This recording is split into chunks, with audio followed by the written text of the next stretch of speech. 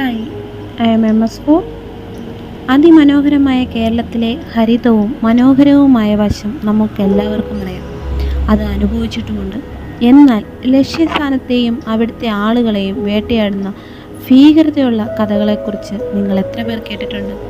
കേരളത്തിലെ പ്രേതബാധയുള്ള സ്ഥലങ്ങളെക്കുറിച്ച് പറയുമ്പോൾ ഭയപ്പെടുത്തുന്ന ചില ലൊക്കേഷനുകളുമുണ്ട്. അത് അവരുടെ ഭീകര കഥകൾ കൊണ്ട് നിങ്ങളെ ആശ്ചര്യപ്പെടുത്തും.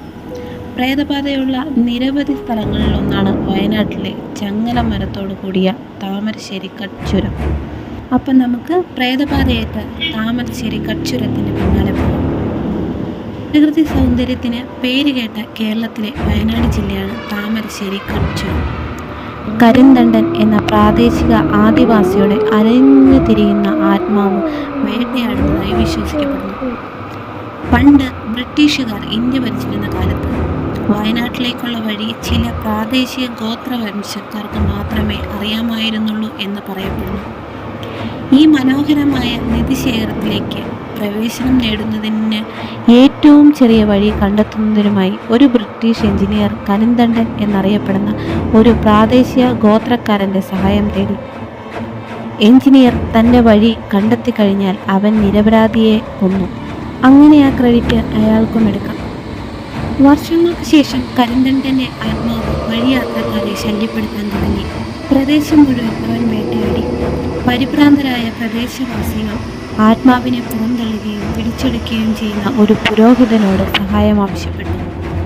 പുരോഹിതൻ ഒരു മന്ത്രം നടത്തുകയും പിടികൂടിയ ആത്മാവിനെ ഒരു ചങ്ങല ഉപയോഗിച്ച് മരത്തിൽ ബന്ധിക്കുകയും ചെയ്തു.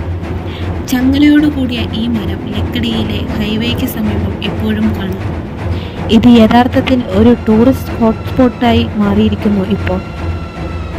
താമരശ്ശേരി കട്ട്ചുരത്തിലേക്കുള്ള വഴിയും വയനാട്ടിലെ ഏറ്റവും ഉയരം കൂടിയ സ്ഥലങ്ങളിലൊന്നായ ലക്കിടിയിൽ ഈ ചങ്ങലയിട്ട മരം കാണുന്നു. ലക്കിടിയിൽ നിന്ന് ഏകദേശം 1 കിലോമീറ്റർ അകലെ ഒരു ചങ്ങലയാൽ ബന്ധിക്കപ്പെട്ടിരിക്കുന്ന ഈ മരം നിൽക്കുന്നു. ഇവിടെ ആശ്ചര്യപ്പെടുത്തുന്നത് മറ്റൊന്നാണ്. വർഷങ്ങളായി മരം സ്വാഭാവികമായും ഉയരത്തിൽ വളരുന്നു. പക്ഷേ അവിശ്വസനീയമാം വിധം ചങ്ങലയും മരത്തിനൊപ്പം ഉയരത്തിൽ വളരുന്നു. ഇത് യഥാർത്ഥത്തിൽ വളരുകയാണ്. അത് ഗുരുതരമായി ഭയപ്പെടുത്തുന്നതെന്ന് തന്നെയാണ്. ഇതിന് വിശദീകരണമൊന്നും ആരും നൽകിയിട്ടുമില്ല. പ്രേതബാധയുള്ള സ്ഥലമാണെങ്കിലും ഭയാനകമായ നിരവധി കഥകളുള്ള സ്ഥലമാണെങ്കിലും വയനാട്ടിലെ ആദ്യ രക്തസാക്ഷിയായ കരിന്തണ്ടനെ ആദരിക്കുന്നതിൽ ഗോത്രങ്ങളിൽ നിന്നുള്ള ആളുകളെ ഇത് തടഞ്ഞിട്ടില്ല. എല്ലാ വർഷവും മാർച്ച് മാസത്തിലെ 2ാം ഞായറാഴ്ച കരിന്തണ്ടൻ്റെ സ്മരണയ്ക്കായി അഥവാ people action for educational and economics development of tribal people എന്ന സംഘടന റാലി നടത്താറുണ്ട്. ഈ റാലിയെ കരിന്തണ്ട് സ്മൃതി യാത്ര എന്ന് വിളിക്കുന്നു.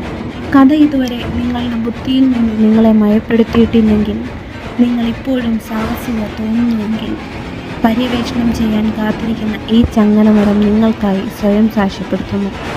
ചിലർക്ക് പേടിയുണ്ടാകാം, ചിലർക്ക് ക്യൂരിയോസിറ്റി ഉണ്ടാകാം. എനിവേ, അടുത്ത ഹൊറർ സ്റ്റോറിയുമായി വരുന്നവരെ സൈനിങ് ഓഫ് MS4.